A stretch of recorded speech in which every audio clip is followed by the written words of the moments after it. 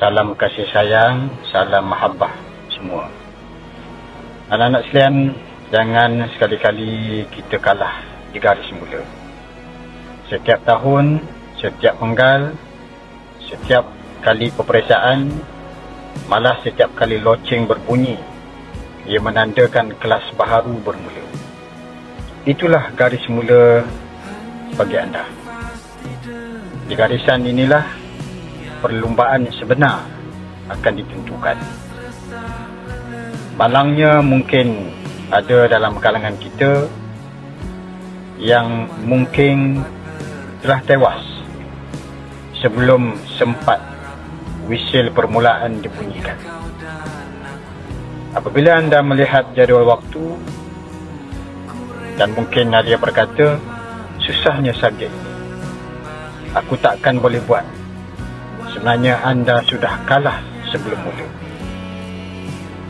Apabila cikgu memberi tugasan dan bisikan di dalam hati, mungkin ada yang berkata, kerja ni leceh, nantilah buat. Sebenarnya anda sudah kalah di garis mula.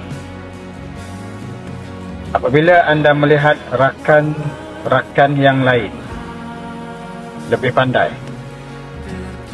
dan anda berputus asa dengan berkata, dia memang bijak, aku tak mungkin dapat kalahkan dia.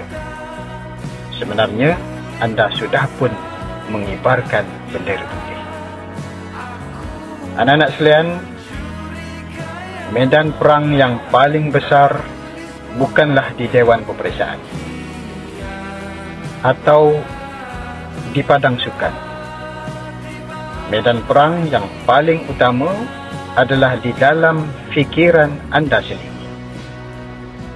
Jika fikiran anda sudah dikalahkan oleh rasa ragu, takut dan malas, maka separuh daripada perjuangan anda sebenarnya sudah pun musnah. Ingatlah anak-anak sekalian, seorang pelari pecut tidak akan memenangi perlumbaan 100 meter jika di blok permulaan dia telah memikirkan tentang kekalahan. Dan seorang pendaki tidak akan sampai ke puncak jika dari kaki gunung dia sudah mengeluh tentang betapa tingginya puncak itu. Jadi, apakah yang perlu kita lakukan? Pertama, anak sekalian kena ingat, tetapkan minda juara dalam hati-hati kalian. Mulakan setiap hari dengan niat dan keyakinan. Tukar saya tidak boleh kepada saya akan cuba sedaya upaya. Tukarkan susahnya kepada inilah cabaran yang akan menjadikan saya lebih baik. Fokus kepada persediaan kerana kemenangan tidak berlaku secara ajaib. Ia adalah hasil daripada persediaan yang rapi. Dan ambil langkah yang pertama. Kerana perjalanan 1000 batu bermula dengan langkah yang pertama.